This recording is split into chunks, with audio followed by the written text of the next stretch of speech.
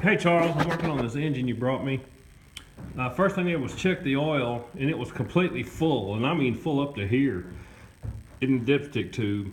And I knew that wasn't right, so I got to looking at the oil, and it's real thin, and realized it was gasoline.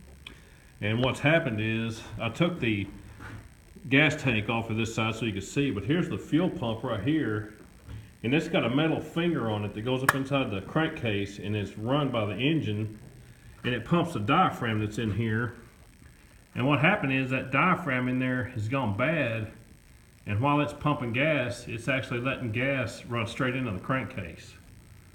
So it's going to need a new fuel pump, but the crankcase was completely full of oil. How this thing didn't blow is a miracle. The only reason this engine didn't blow is because God didn't want it to. Come out here.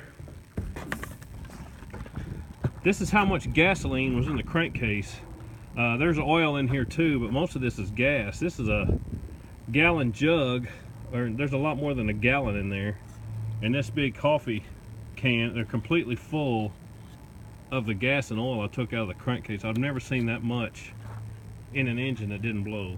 But anyway, I'll get a part number and a cost for a new fuel pump, and we'll get a new fuel pump on it, and we'll have to get some fresh oil in it, and it should crank up and run fine.